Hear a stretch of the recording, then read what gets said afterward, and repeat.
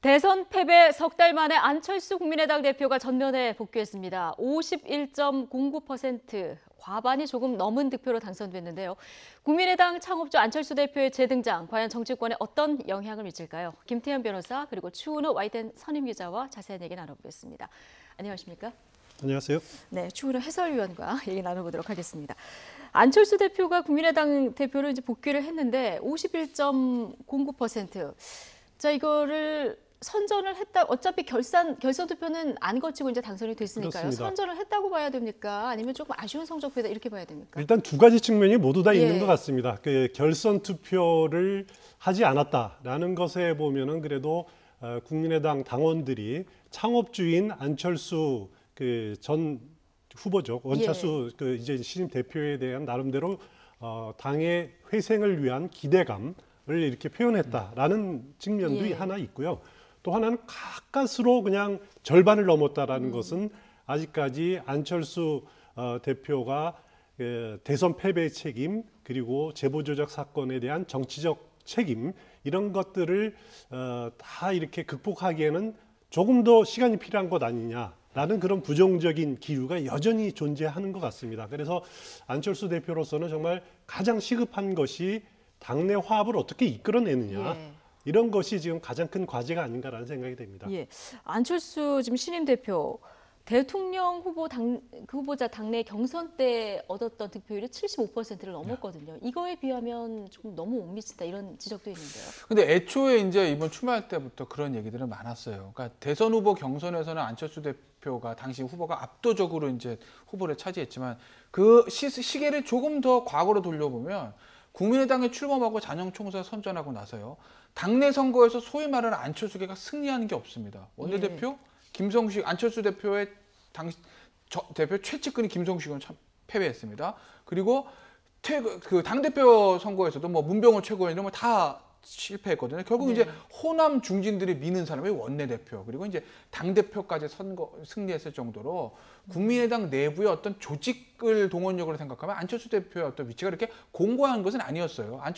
국민의당은 게 기본적으로 호남 중진들과 안철수라는 어떻게 보면 잘 어울리지 않는 사람들이 동거하는 형태거든요. 그런데 이제 대선 때야 안철수 후보 당시 후보 말고는 대안도 없으니 압도적으로 이제 붐압이 일어나가지고 안철수 대표가 당선이 됐지만 대선 패배하고 나서 그리고 다시 몇 개월 만에 돌아왔을 때 여러 가지 이제 비판적 시각들이 있었던 거고 나름대로 천정배 의원이랑 정동영 의원들이 나름대로 호남을 조금 장악을 해서 당대표 경선을 붙었기 때문에 당시 이제 대선 같은 70%의 압도적인 어떤 당 득표는 애초부터 기대하기 힘든 거였고요. 어떤 그 반대로 생각을 해보면 결선 투표 가지 않고 물론 50% 가까스로 넘었지만 결선 투표 가지 않고 1차에서 안철수 대표가 당선됐게 저는 그나마 다행이라고 봅니다. 안철수 대표 입장에서 보면. 그러니까 상황이 다르기 때문에 같은 선상에 놓고 비교할 수는 없다 이런 얘기 해주셨는데 앞서 당내 화합이 가장 큰 과제다 이런 얘기 해주시지 않았습니까? 그런데 당내 비판이 이제 이 경선 과정에서 굉장히 많았었는데 그렇습니다. 그럼에도 불구하고 당선이 됐어요. 정치인 안철수의 득과 실을 좀 따져본다면 어떻게 보십니까? 일단 안철수 대표로서는 이제 110일 만에 대선 패배 110일 만에 복귀한 건데 안철수 대표로서는 이제 가장 그 시급한 문제가 본인은 내년 그 지방선거를 통해서 당을 살려야 된다. 그러니까 무슨 말씀이냐면 안철수 대표가 항상 말했던 새 정치가 뭐지 좀 애매하다는 표현을 하지 않았습니까? 그렇죠. 하지만 지금 요즘 이제 드러나는 것이 그러니까 새 정치라는 것이 양당 정치에서 벗어난 제3의 정치, 제3의 당으로서의 길, 그걸 이제 극중주의라고 표현하기도 하고 또 실천적 개혁정당, 중도 개혁정당이라고 표현을 했는데 이 지방선거를 통해서 그 위치를 좀 다져야 된다. 다질 기반을 만들었다는 것이 안철수 대표로서는 가장 큰 어떻게 보면 이제 공이라고 이제 얻을 수가 있겠죠. 그 지방선거에서 또 이제 눈여겨봐야 될 것이 개헌을 같이 한다는 말이죠. 개헌할 가능성이 높은데 개헌에서 가장 쟁점이 되는 것이 대통령제에 대한 결선 투표제를 과연 도입할 거냐라는 겁니다. 안철수 대표는 후보 시절에 계속 이걸 주장하지 않았습니까? 만약에 대통령 선거 그 결선 투표가 도입되면은 다음 대선에서도 자기가 굉장히 유리한 위치를 확보할 수 있다라는 그런 판단을 한 것 같습니다. 그 개헌 과정에서 개헌 정국에서 자신이 당 대표로서 위치에 있어야지 그것을 개헌 정국을 나름대로 자기 목소리를 낼 수 있고 주도해 나갈 수 있다라는 점에서 안철수 대표로서는 차기 대통령 선거를 위한 그 중대한 또 발판을 하나 마련했다라는 저는 개인적으로 그런 생각이 또 들고요. 네. 또 그 개헌과 더불어서 틀림없이 제기될 것이 선거구제 변경입니다. 지금 소선거구제를 이제 중도선거구제나 아니면 명부제로 도입하느냐라는 문제들인데 이것에 대한 그 나름대로 강력하게 드라이브를 걸겠다. 그 반드시 소선거구제를 극복하는 그 협상을 얻어내서 그래서 이제 제3의 정당이 살아나갈 수 있는 토대를 만들어내겠다라는 것이 그 목표인 것 같은데 당 대표가 됨으로써 그런 길로 가는 중요한 디딤돌을 확보했다라는 큰 의미가 있다고 볼 수 있습니다. 안철수 대표 뭐 당선은 됐지만 할 일도 굉장히 많고 어제 굉장히 뭐 선명한 야당에 대한 얘기를 많이 하지 않았습니까? 수락연설에서 싸우겠다만 11번 외쳤습니다. 대선 패배와 나락에 떨어진 당을 구하겠다는 호소 직접 들어보시겠습니다. 광야에서 쓰러져 죽을 수 있다는 결연한 심정으로 제2창당의 길, 단단한 대한야당의 길에 나서겠습니다. 정권이 바뀌자 거꾸로 펼쳐지는 코드 인사 등 모든 불합리에 맞서 싸울 것입니다. 그 싸움에서 겪는 상처와 희생 속에서 우리 당의 살 길이 열리고 국민의당이 회생한다고 저는 굳게 믿습니다. 국민의당, 우리 국민의당 내년 지방선거에서 기필코 승리하겠습니다. 네, 강력한 대여 투쟁을 예고를 했는데 마지막에 보니까 약간 울먹이면서 얘기를 합니다. 뭐 그럴 수도 있죠. 뭐 대선 때 사실은 어떻게 보면 굉장히 선전했죠. 예. 뭐 거기서 그래프가 꺾이지 않으면은 뭐 문재인 당시 이제 후보가 골든 크로스가 일어난다는 전망도 있었지만 갑작스럽게 이제 선거 막판에 꺾이면서 2위도 아니고 3위를 했고 그리고 이제 대선 끝나고 난 다음에도 이 제보 조작 사건으로 당과 본인의 정치 생명이 좀 왔다 갔다 하지 않았습니까? 일각에서는 정치 생명 끝났다라는 평가도 있었고요. 그런데 이번에 그 욕을 먹으면서도 어쨌든 당대표 경선에 다시 나와서 어쨌든 당선이 됐으니까 본인이 좀 감격스럽긴 하겠죠. 하지만 앞으로 안철수 후보 당대 신임 대표는 꽃길은 없죠. 이제 가시밭길만 남았죠. 굉장히 상황이 어렵습니다. 당 지지도 5%입니다. 그럼 창당 초기보다도 좋지 않습니다. 의원은 40%지만 5%밖에 안 되고 그럼 그 의원 39명이군요. 그 39명 중에서 안철수 대표가 장악하고 있는 의원은 몇 명이나 될까 생각을 해보면요. 그게 얼마 많지가 않아요. 과연 호남의 중진 의원들이 안철수 대표에 어떻게 장악이 되겠느냐는 그런 점들을 생각을 해보면 안철수 대표의 앞날이 썩 밝지만은 않다는 생각이 들고 또 하나는 역시 가장 중요한 건 호남 딜레마죠. 예. 저 호남을 어떻게 할 것이냐. 호남을 껴안기 위해서 호남에 너무 다가가게 되면 잘못하면 민주당 이동재 소리도 들을 수 있을 것이고 문재인 정부가 차별이 안 되고 그리고 지금 방금 전에 보신 그 신임 연설에 대표 수락 연설에서 보신 것처럼 문재인 정부와 강력하게 각을 세우면서 강한 선면 여당의 길을 가게 되면 호남이 떨어져 나갈 수도 있을 것이고 과연 이 호남을 어떻게 할 것이냐부터 안철수 대표가 이 새로운 본인이 당권에 장악한 국민의당을 어느 방향으로 가지고 나갈지를 조금 엿볼 수 있을 것 같습니다. 그 안철수 대표가 어제 회견에서 보면 광야라는 표현을 썼지 않습니까? 예. 광야에서 쓰러져 죽더라도 이런 표현을 썼는데 안철수 대표가 광야라는 표현 무척 좋아하는 것 같습니다. 그 지난 2015년 12월로 기억이 되는데요. 새정치국민연합 그때 탈당할 때 탈당 회견문의 서두가 다시 광야의 그 두려움을 안고 광야에 서서라는 거였습니다. 그때 제가 뉴스 해설하면서 야 이것은 모세의 리더십을 본인이 생각하는 거구나라고 했는데 어제 회견을 보면은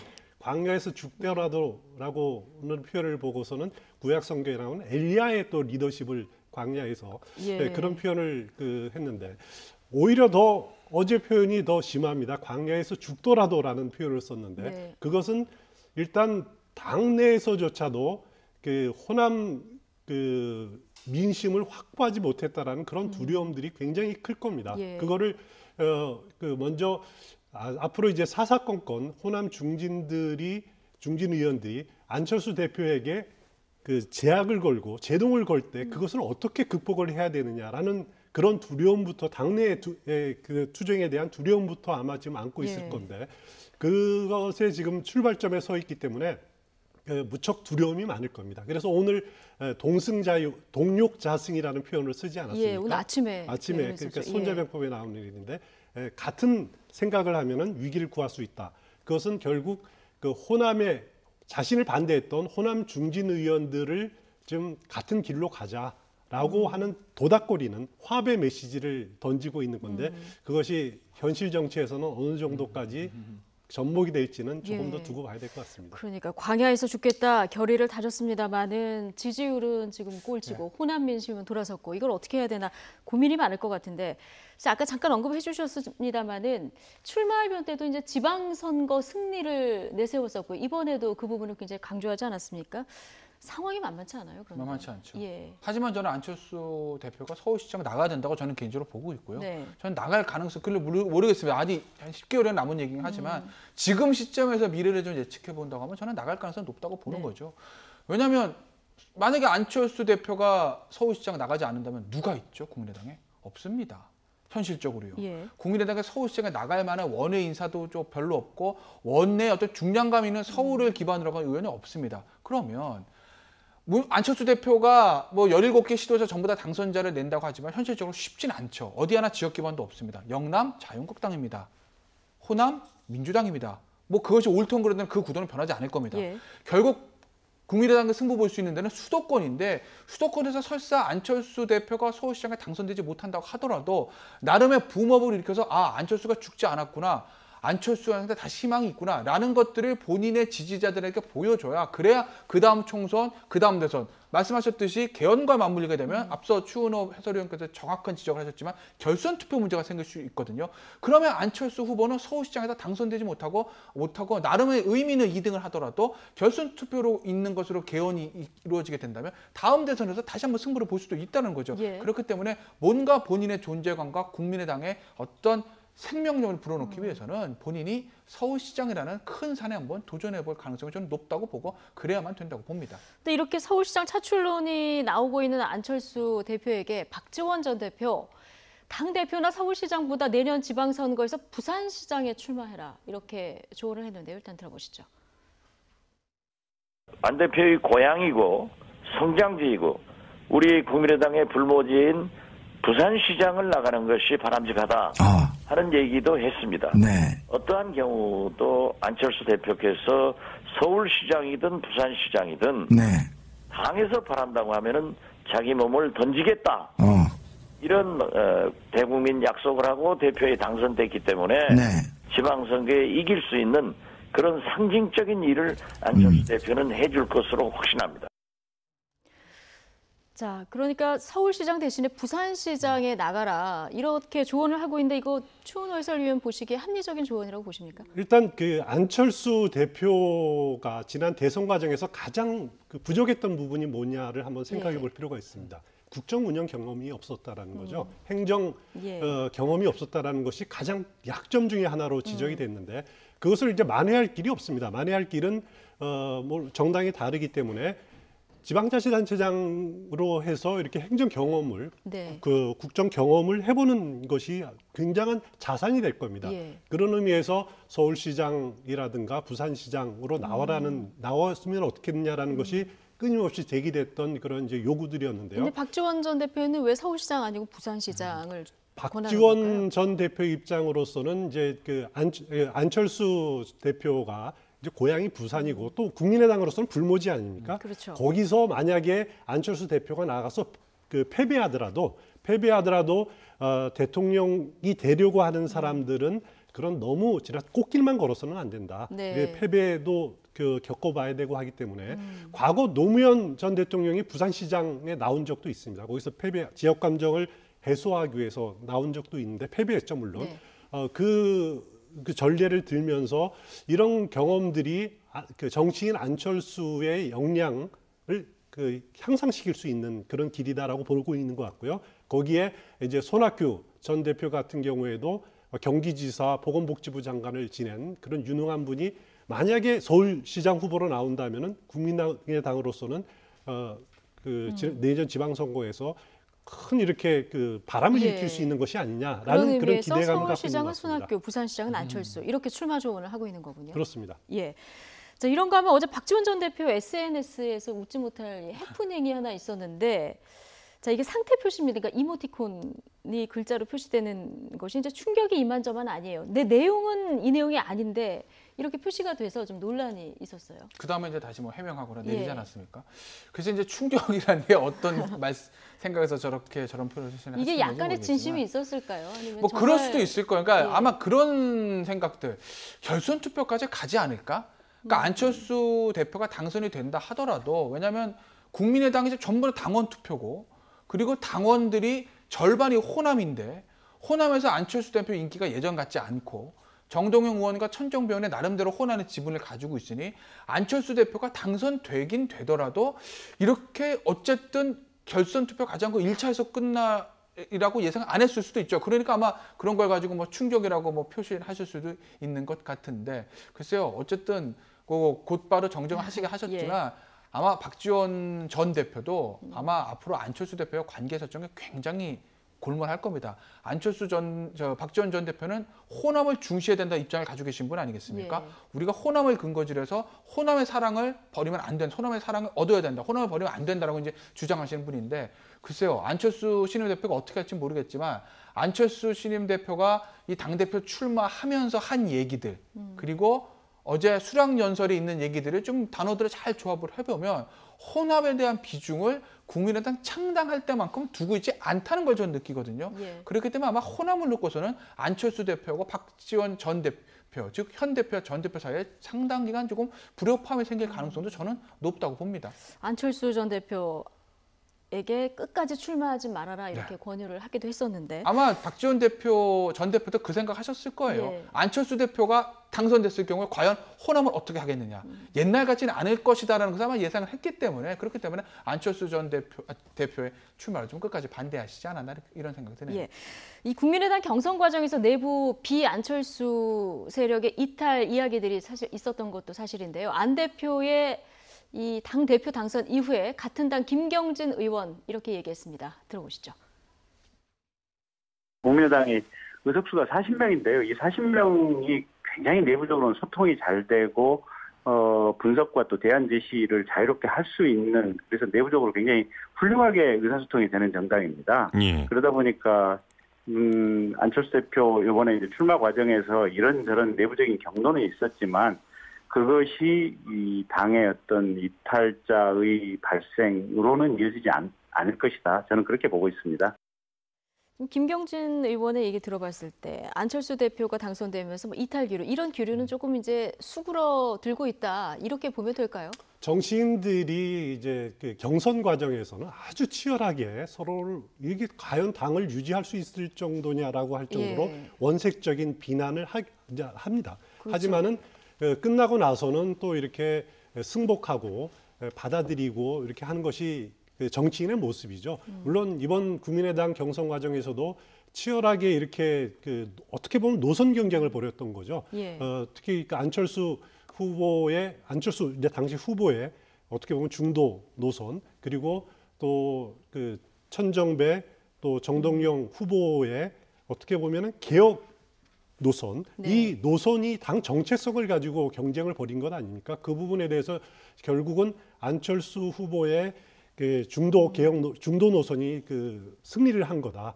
이런 것들이 이제 경선 과정에서는 치열하게 경쟁을 벌이지만은 이제 그래도 대표로서 당원들이 선택한 부분들이기 때문에 국민의당은 당분간은 안철수 대표의 이런 본인이 말하는 실천적 중도 개혁 노선의 길로 갈 겁니다. 네. 하지만은 일부 그 호남 중진 의원들의 개혁 경쟁을 해야 된다라는 그런 이제 반발은 있을 수가 있겠죠. 하지만은 그걸 이제 극복하는 것이 안철수 대표의 과제고, 아직까지는 이렇게 크게 뭐 이합 집산을 한다든가 떨어져 나간다든가 안철수 대표의 반대에서 그런 단계는 아니지 않을까라는 것이 저 개인적인 생각입니다. 예.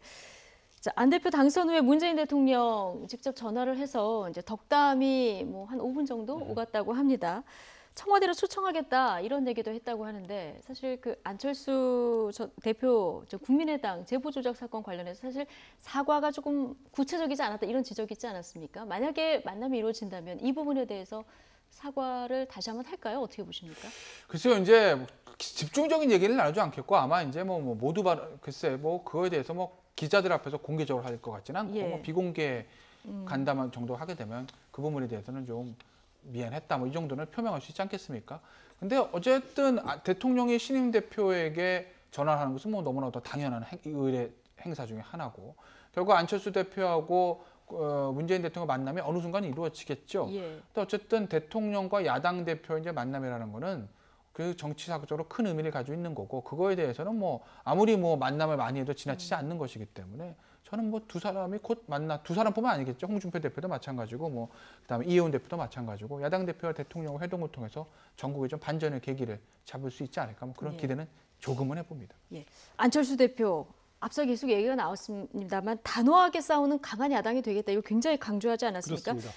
당장 9월이 정기국회 그리고 국민의당 의석수 여전히 40석을 가지고 있습니다. 좀 9월 정기국회도 좀 쉽지 않을 것 같다 이런 생각은 들어요. 이번 정기국회는 여러모로 아주 정말 아주 험난한 국회가 예. 될 겁니다. 야당 대선 후보에 나왔던 대선 후보로 나왔던 제1야당, 제2야당의 후보가 2, 3위를 했던 후보가 당 대표가 되는 물론 그렇죠. 이제 원내는 아닙니다만은 예.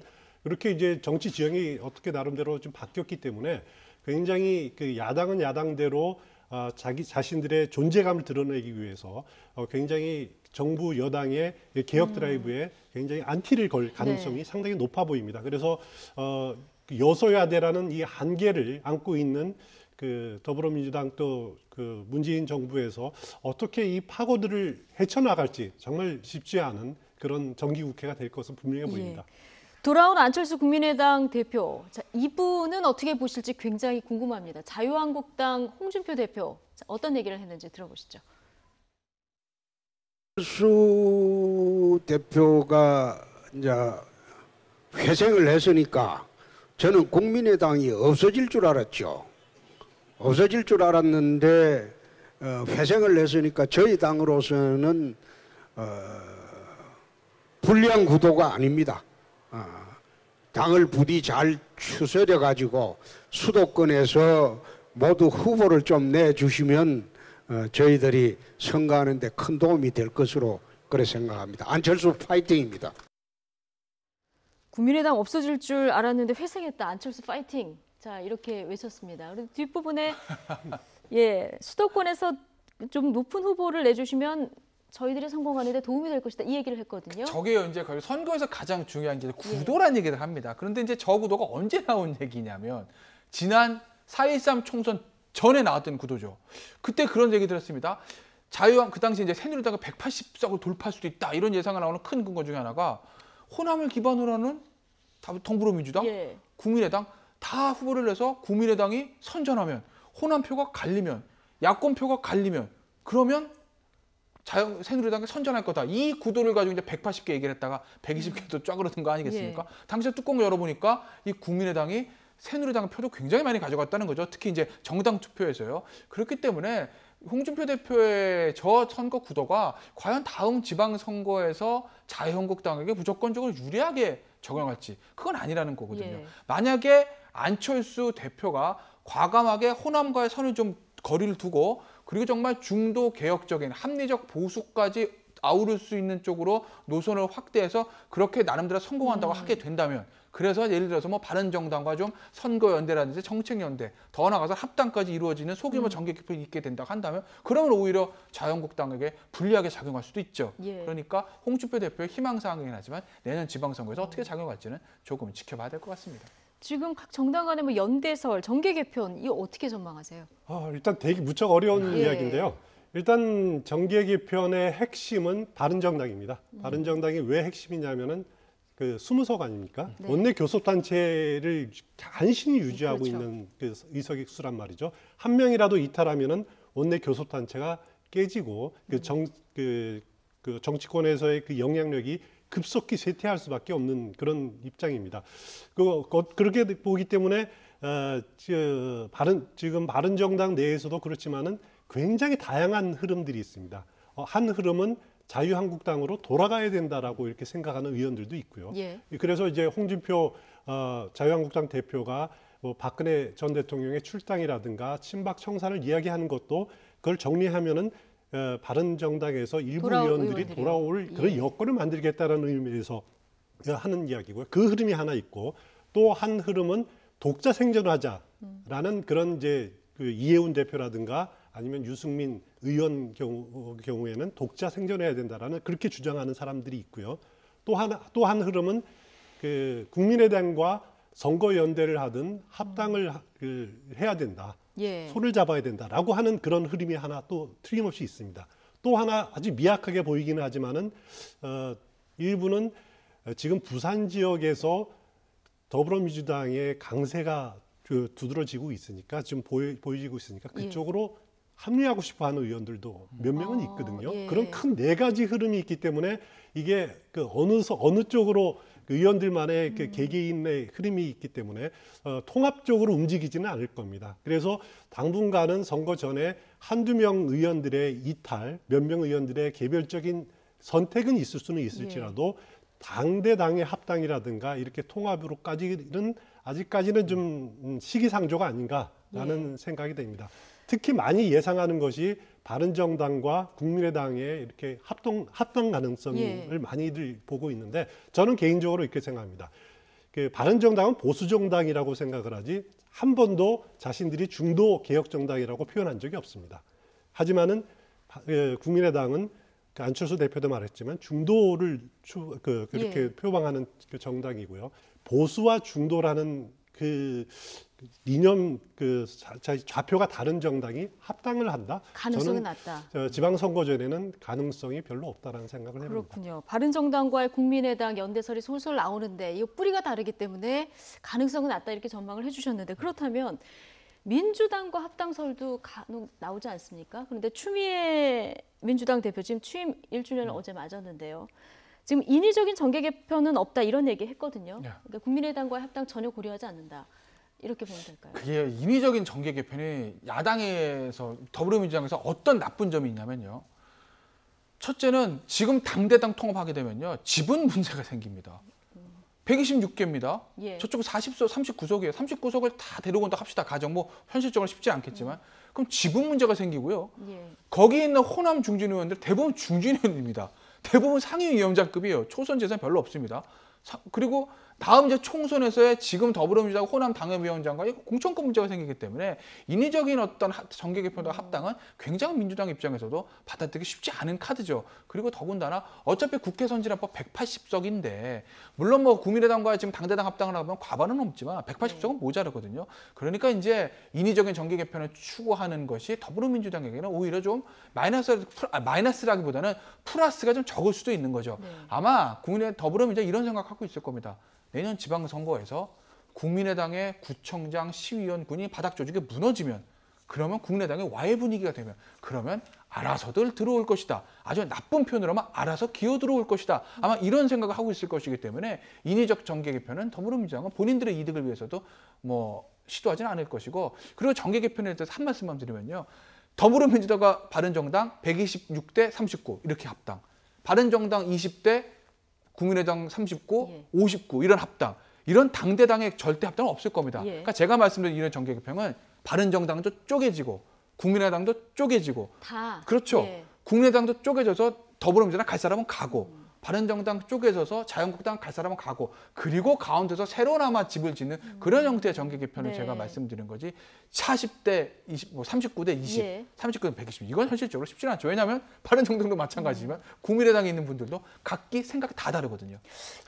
저는 이 문제를 이렇게 봅니다. 제일 중요한 정계 개편을 파악할 때 볼 때 제일 중요한 부분은 지금 3당 체제, 4당 체제는 3당 체제를 만든 것은 총선 때의 민심이었고 4당 체제를 확실하게 한 것은 탄핵 과정을 거치면서 대통령 선거를 거치면서 확실히 된 것 아닙니까? 이런 것들을 국민들이 양당제에 대한 거부감 때문에 이제 3당, 4당 체제를 선택한 건데 이거를 인위적으로 정치인들의 이해관계에 따라서 바꾸려고 하는 것은 이것은 역사를 거슬리는 거다라는 좀 개인적인 생각을 하고 있고요. 그리고 어제 추미애 대표가 인위적인 정계 개편이 없다라고 하는 것은 어떻게 보면은 홍준표 대표를 겨냥한 말일 수도 있습니다. 지금 자유한국당에서 지금 혁신위가 나름대로 제가 보기에는 박근혜 전 대통령의 출당 그리고 친박 형사를 이렇게 이뤄낼 가능성이 있습니다. 예. 상당히. 왜냐하면은 혁신위가 지금 만드는 혁신안이 의원총회를 거치지 않고 바로 최고위원회의 의결로 이렇게 통과되도록 예. 지금 돼 있는 상태거든요. 그렇기 때문에 상대적으로 박근혜 전 대통령 출당을 이뤄내서 그리고 이제 바른정당 의원들의 일부 돌아올 수 있는 그런 여건을 이제 마련해 예. 놓으려고 하는 것에 대한 그 추미애 대표는 나름대로 견제구를 던진 거다. 어제 기자회견은 그런 측면이 더 강한 그런 것 의미가 같습니다. 있다. 예. 그러니까 양당의 처한 네. 입장이 달라서 그래요. 더불어민주당 아까 제가 말씀드렸던 강한 입장이기 때문에 여유가 있는 건데 자유한국당 여유가 없습니다. 10% 미만이거든요. 그러니까 홍준표 대표가 처음에는 아까 그 나쁜 표현을 그대로 쓰면 기어 들어와 빨리 다른 정당 와야 될 거니까 빨리 들어와 이런 태도였는데 지금 상황이 가면 갈수록 그게 아니거든요. 네. 그러니까 어떤 형태로는 좀 인위적으로라도 보수 대통합이 이루어야 되겠으니 마음이 급해졌으니 이제 박근혜 전 대통령 정리 문제도 나오는 것이거든요. 예. 그러니까 이제 양당의 처한 입장이 그 정도로 좀 다르다는 거죠. 더불어민주당은 굉장히 여유 있고 네. 자유한국당은 지금 좀 힘든 상황이고요. 그럼 얘기 나온 김에 지금 박 전 대통령 출당을 계속 거론하고 있는 홍준표 대표의 얘기를 좀 들어볼까요? 듣고 다시 돌아오겠습니다. 태극기 집회에 참여하신 분들 박근혜 출당시킨다고 하니까 얼마나 속상합니까? 근데 오죽하면 그렇게라도 하겠습니까?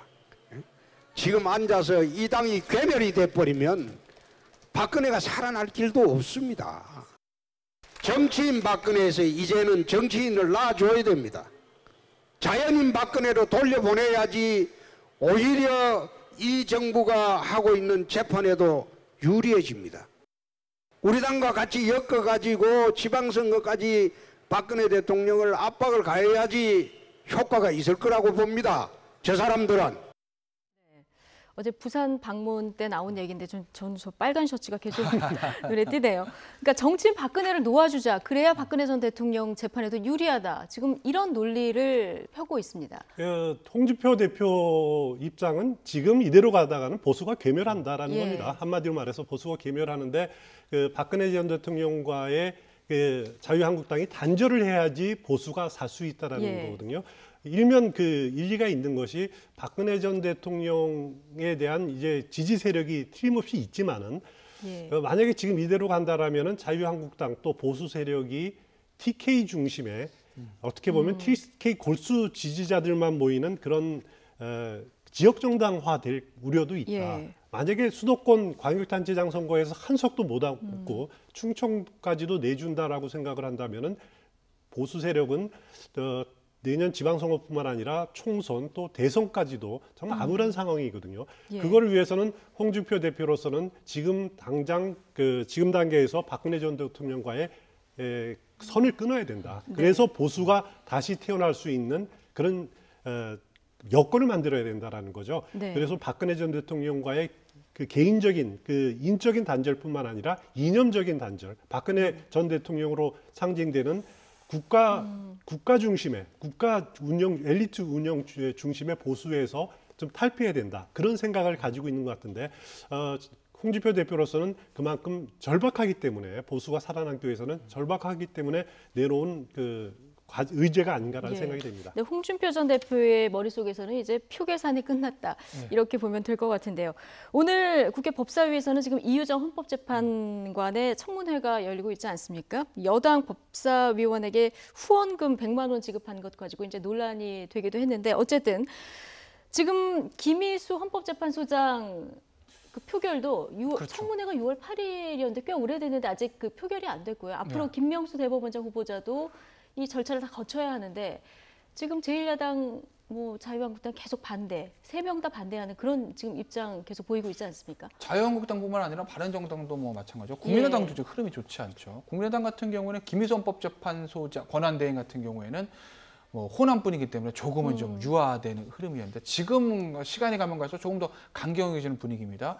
그리고 김동철 전 원내대표 그런 얘기 하지 않았습니까? 그 선, 이유정 예. 원내대표는 그 선을 넘었다. 김명수 대법원장 후보자는 그 선 안에 있는데 이우정 재판관 후보자는 선을 넘었다는 그런 표현들을 하고 있고, 지금 더군다나 김명수 그 대법원장 후보자 같은 경우에는 한병숙 전 총리 그 출감 이후에 더불어민주당과 추미애 대표가 했던 어떤 사법권의 독립을 침해하는 그런 발언들 때문에 국민의당도 지금 흐름이 좀 강경해지고 있다는 거 아니겠습니까? 결국은 이제 청와대에서 이것도 대한 취사 선택의 문제인데, 뭐 인사를 선택한다는 표현이 적절하지 않을지 모르겠지만, 그 청와대 입장에서 보면 가장 중요한 게 뭔가요? 김명수 대법원장입니다. 예. 김명수 대법원장의 국회 통과를 원활하게 하기 위해서는 저는 이우정 헌법재판소 재판관을 철회하는 것이 맞다. 예. 이우정 헌법재판소 재판관까지 강하게 밀어붙이게 되면, 그러면 김명수 대법원장 후보자가 그 불똥을 튀어서 야 3당이 똘똘히 뭉쳐서 인준을 반대할 가능성이 지금 상당히 높거든요. 그렇기 때문에 이우정 헌법재판관은 글쎄요, 청와대 좀 다시 한번 생각해볼 해야 되지 않나, 저는 그렇게 봅니다. 그리고 다른 것은 모르겠으나 이우정 헌법재판소 재판관에서 야3당에 반대하는 이유는 저는 나름대로 논리가 있다고 봅니다. 왜냐하면 우리 헌법에 보면요, 정당가를 만들게 됐습니다, 재판관들. 그렇죠? 그리고 대법원장이 3명, 국회가 3명, 대통령이 3명, 이렇게 3권 분리의 원칙에 딱 맞게 3명씩 지명권을 줍니다. 그 얘기는 뭐죠? 철저하게 정치적 중립성을 지키라는 얘기입니다. 이우정 헌법재판소 재판관 후보자는 정당에 가입하지 않았습니다. 근데 특정 후보를 굉장히 지지하고 열성적으로 도왔거든요. 그냥 정당에 형식적으로 가입하고 한 달에 몇천 원씩 당비 내고 활동 안 하는 사람과 정당에 가입하지 않았지만 한 대선 후보를 열렬히 지지하는 사람과 누가 정치적 중립성이 더 약하다고 보시는지요. 예. 그렇기 때문에 이우정 재판소 이 재판관 같은 경우에는 본인의 능력과 정치적인 소신은 다 존중을 하지만 우리 헌법에서 요구하고 있는 헌법재판관의 임명 정신에 저는 부합하지 않는다. 그렇기 때문에 청와대에서 철회를 하고, 그리고 대법원장 인준에 집중을 한 것이 저는 맞다고 봅니다. 청와대하고 이제 여당은 이렇게 주장을 합니다. 물론 이제 헌법재판관에 대한 이제 그 요건들이 우리 헌법에 나와 있습니다. 거기에 보면은 정당 가입해서는 안 되고 정치 활동해서는 안 된다라고 되어 있는데, 그거는 이제 재판관으로서의 일이고, 재판관 되기 전에의 정치 활동이라든가 정당 가입 뭐 이런 것은 뭐 금지하는 조항은 없는 거거든요. 그리고 과거의 사례를 보면은 과거에 이제 조승영 헌법재판관이라고 계셨습니다. 이분은 13대 국회의원을 지냈었죠. 그때 이제 김대중 전 대통령의 총재 비서실장도 지냈었고, 그런데 이제 헌법재판관이 된 사례가 있고, 또 민정당 출신의 한병채 의원도 헌법재판관이 뭐 된 경우도 있습니다. 물론 이때는 인사청문회가 시행되기 이전의 일이었고, 그래서 정부 여당에서는 이런 사례들이 있기 때문에 뭐 정당 가입한 적도 없고 그렇기 때문에 문제 삼는 것은 좀 문제가 있다. 뭐 이런 식으로 지금 대응을 하고 있습니다. 예. 자, 지난 26일 주말에 청와대에서 문재인 대통령과 이제 민주당 의원들 오찬이 있었는데, 이날 분위기는 아주 화기애애했던 것 같습니다. 서로 이제 덕담을 주고받고 그러기도 했어요.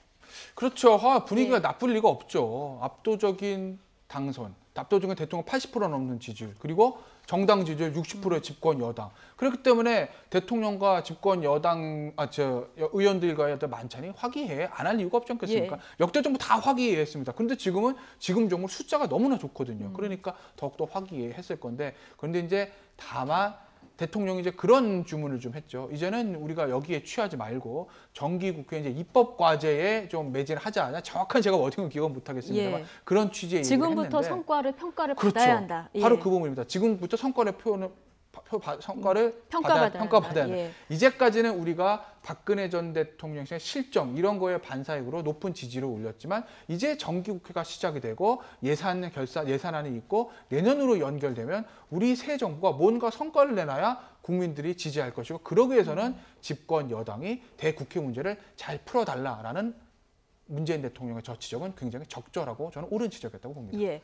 그런데 어제 이 오찬 자리에서 박용진 의원이 자신의 SNS에 오찬이 부실했다, 뭐 이걸 얘기하려고 했던 뜻은 아닌데 이 표현을 적어서 지금 굉장히 문매를 맞았어요. 이거 어떻게 보십니까? 그렇습니다. 근데 저는 이제 개인적으로 이런 이제 메뉴 문제 가지고 뭐 언론에서 한다는 것은, 물론 SNS상에서는 그럴 수 있겠지만은 근본적으로 이건 그렇게 크게 다룰 문제는 아니라는 생각이 듭니다. 물론 이제 박용진 의원이 솔직하게 다 전모를 드러내는 것이 아니라 과장되게 이렇게 표현한 부분들은 분명히 잘못이긴 합니다만은 그래도 너무 이 문제에 대해서 집착하는 그 몰두하는 것은 좀 바람직하지 않다는 생각이 네. 드는데요. 뭐 청와대 오찬 메뉴 여기 그 김영삼 전 대통령 때는 칼국수 주로 나왔고 항상 그렇게 좀 소박하게 소박했죠. 나오는 예. 경우가 많습니다. 네. 그리고 그 보통 저도 몇 번 가봤지만은 화려하게 식사를 내놓는 경우는 없거든요. 네. 그런 의미에서 너무 박영진 의원이 그 문재인 대통령의 청와대가 소박하다는 점을 강조하기 위해서 지나치게 표현한 부분들인데 그런 부분들은 좀 의원들도 좀 자제해가면서 솔직하게 자제했으면 드러내는 것이 좋았을 뻔했다. 않을까라는 생각이 예. 듭니다.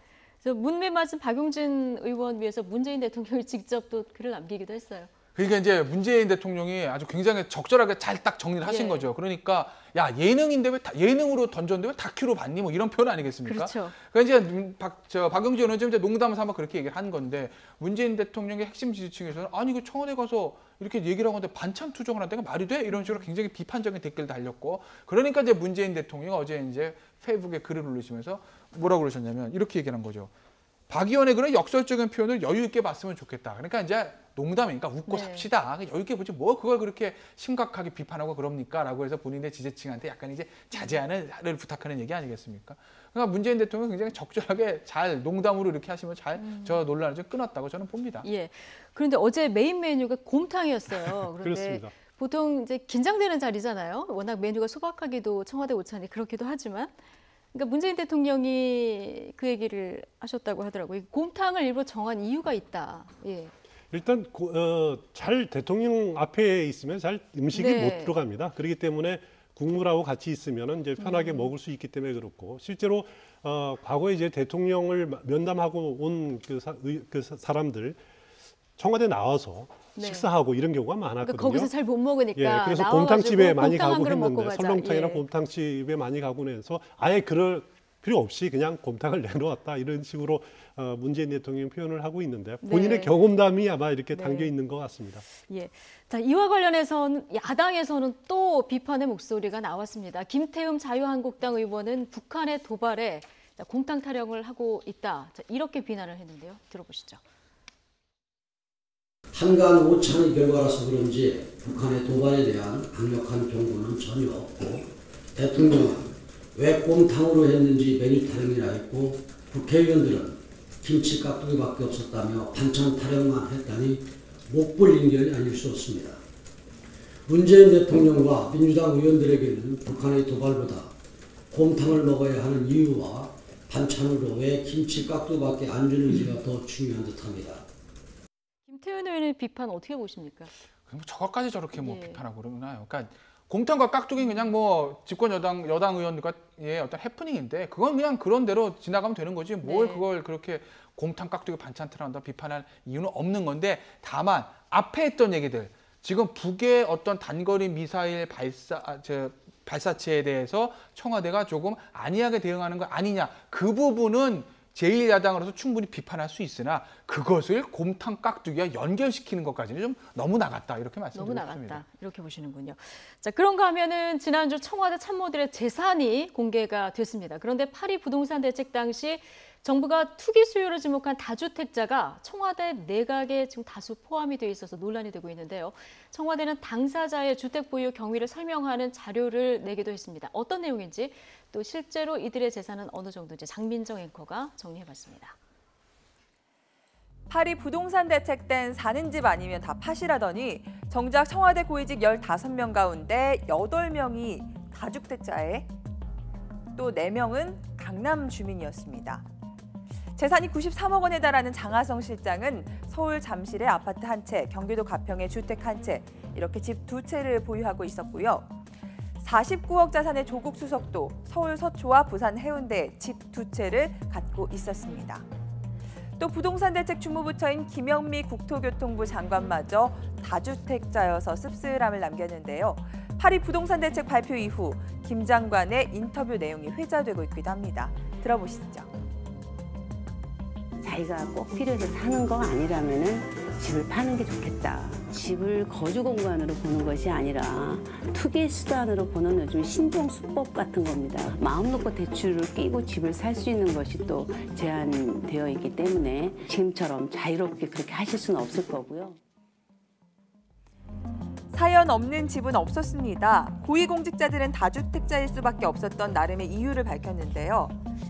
장하성 실장은 가평 전원주택은 은퇴 후 살 목적으로 산 거라고 설명했고요. 조국 수석은 해운대 아파트는 울산대 교수로 있을 때 사놓은 것으로 서울로 이직한 뒤 팔려고 했지만 불발됐다고 해명했습니다. 또 분당에 아파트 2채를 가진 윤영찬 국민소통수석은 한 채는 가족들과 살고 있고 나머지 한 채는 병환으로 요양하고 계신 어머니 부양을 위해 샀고, 조현옥 인사수석은 서울 아파트엔 본인이, 익산 주택엔 배우자가 내려가 살고 있다고 밝혔습니다. 청와대 해명에도 누리꾼들은 끌었습니다. 내가 하면 로맨스, 남이 하면 불륜, 내로남불의 완결판이다. 서민 위한 정책 펴겠다고 해 응원했는데 서민 삶은 공감할 수 없는 삶이군요. 아쉬움의 목소리가 컸고요. 재산 많은 게 무슨 문제냐? 다만 공직자로서 재산 형성 과정에서 불법이 없었는지 들여다보자는 누리꾼도 있었습니다. 재산 공개 대상인 청와대 고위공직자 15명 가운데 8명이 지금 다주택자로 나타났는데, 일단 해명들을 들어보셨을 때 어떻게 보십니까? 뭐 이유가 여러 가지 많을 예. 겁니다. 그 살던 집이 안 팔렸다, 노모가 계시다, 아니면은 은퇴 후에 살 집이다. 은퇴 후에 살 집이다. 예. 이유야 뭐 개인적으로 다 타당하지만은 그래도 많은 국민들이 느끼는 것은 어떻게 보면 허탈감을 넘어서 일부는 또 이제 배신감을 느끼는 그런 분들도 상당히 많을 겁니다. 사는 집이 아니면 다 팔라 이렇게 해놓고서는 그 당사자인 장관도 집이 예. 주체고, 이런 부분들이 좀 국민들에게 어떻게 받아들여질지 좀 솔직히 말해서 좀 실망감이 드는 것도 사실이고요. 또 한측에서 보면은 뭐 집안이 부유한 사람들, 뭐 그런 사람들 어떻게 보면 일종의 이제 강남좌파 대표적인 네. 이제 조국 민정수석 같은 경우는 항상 강남좌파라고 표현하지 않습니까? 예. 이렇게 생각은 진보적이면서도 이렇게 강남에 사는 그런 그 행태들이 과연 어떻게 앞으로 그 국민들한테, 서민들한테 설득력 있게 먹힐 것이냐, 그런 부분들에 대해서 좀 의구심이 드는 것은 사실입니다. 예. 그 말씀하신 대로 지금 다주택자를 현 정부는 어떤 투기 세력이다 이렇게 지금 진단을 하고 있는 거 아니겠습니까? 그렇기 때문에 지금 네티즌들도 비판의 목소리가 어느 때부터 좀 많은 건 맞는 것 같은데, 야당이 그냥 지나갈 리가 없겠죠. 아, 그렇죠. 왜냐하면 이제 항상 야당한테 현 이제 집권 더불어민주당 측이 야당인 지금 뭐 자유한국당 쪽에 쓰는 프레임이 예. 너희들은 부자를 위한 정당 아니야? 항상 증세를 반대하고, 부자 증세도 반대하고, 부동산 정책도 반대하는 게 너희들이 다 부자기 때문에 부자를 위한 정책 때문에 그런 게 아니야라고 비판을 해서 자유한국당 쪽에서는 그런 어떤 오명을 실은 것이 굉장히 싫었는데 지금 딱 보니까 자유한국당 입장에서 보면 딱 걸린 거죠. 네. 그러니까 청와대의 어떤 그 비서진들의 재산이 많은, 그건 절대 탓하면 안 됩니다.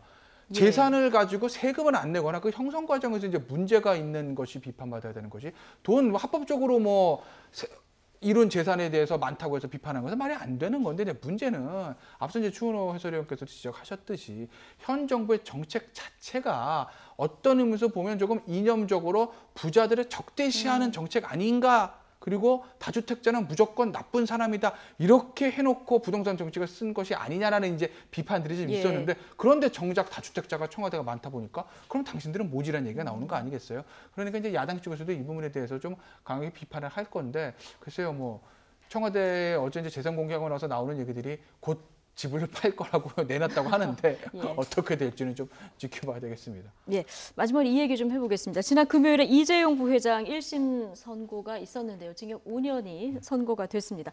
사실 당초에 무 아니면 도, 그러니까 무죄 아니면 중형이 선고될까 이런 예상이 많았는데 네. 지금 5가지 혐의가 다 인정이 됐는데 5년이 선고가 됐거든요. 예.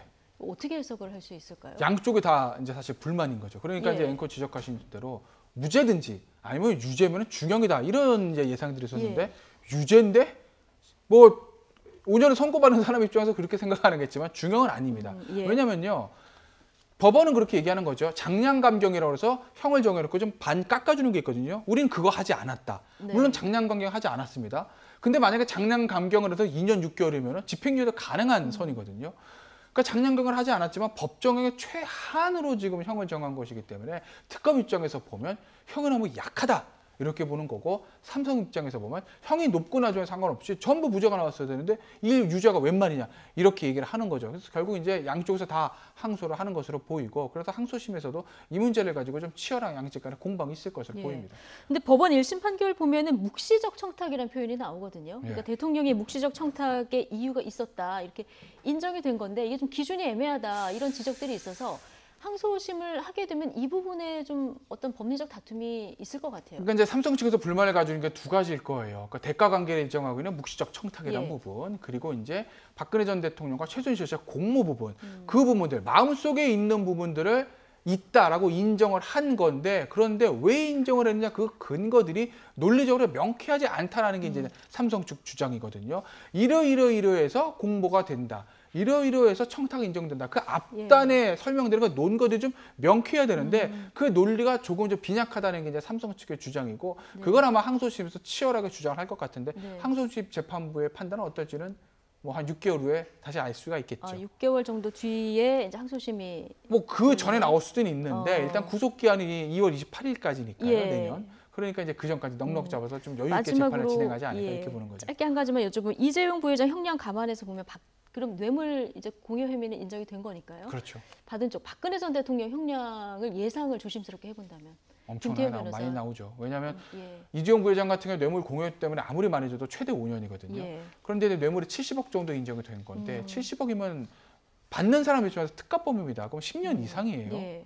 그게 있죠. 그리고 이제 K재단 미르재단에 이재용 부회장의 무죄가 나왔는데 무죄가 나오면서 하는 얘기가 이제 재판부가 뭐라고 얘기했냐면 대통령이 좀 강압에 의해서 이제 준 이런 것처럼 얘기를 했거든요. 그렇다고 보면 K재단 미르재단이 박근혜 전 대통령에게 뇌물 수수는 아니지만 직권남용 권리행사 방해죄는 남는 것이기 때문에 이 판결 그대로 박 전 대통령 1심에 적용된다고 본다면 박 전 대통령에게는 이재용 부회장 이상의 형량이 나올 수밖에 없죠. 형량이 나올 수밖에 없는데 10월 정도로 10월 중순 정도 예상되고 있습니다. 알겠습니다. 오늘 두 분 얘기는 여기까지 듣겠습니다. 김태현 변호사 그리고 추은호 YTN 해설위원과 함께했습니다. 고맙습니다.